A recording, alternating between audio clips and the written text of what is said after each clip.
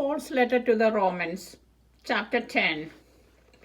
Brothers and sisters, my heart's desire and prayer to God for them is that they may be saved. I can testify that they have a zeal for God, but it is not enlightened, for being ignorant of the righteousness that comes from God and seeking to establish their own, they have not submitted to God's righteousness. For Christ is the end of the law, so that there may be righteousness for everyone who believes. Salvation is for all. Moses writes concerning the righteousness that comes from the law, that the person who does these things will live by them. But the righteousness that comes from faith says, do not say in your heart, who will ascend into heaven, that is, to bring Christ down, or who will descend into the abyss, that is, to bring Christ up from the dead. But what does it say? The word is near you, on your lips and in your heart, that is, the word of faith that we proclaim. Because if you confess with your lips that Jesus is Lord and believe in your heart that God raised him from the dead, you will be saved.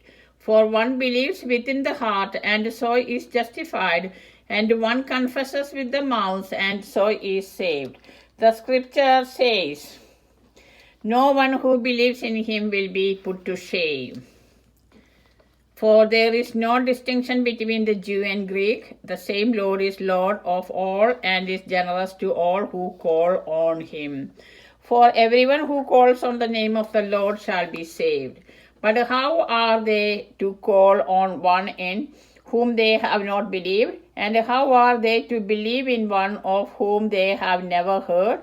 And how are they to hear without someone to proclaim him? And how are they to proclaim him unless they are sent? As it is written, how beautiful are the feet of those who bring good news? But not all have obeyed the good news. For Isaiah says, Lord, who has believed our message? So faith comes from what is heard, and what is heard comes through the word of Christ. But I ask, have they not heard? Indeed they have, for their voice has gone out to all the earth, and their words to the ends of the world.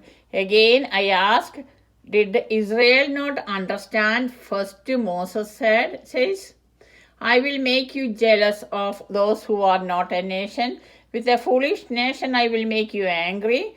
Then Isaiah is so bold as to say, I have been found by those who did not seek me. I have shown myself to those who did not ask for me. But of Israel he says, all day long I have held out my hands to a disobedient and contrary people. This is the word of the Lord. Thanks be to God. Amen.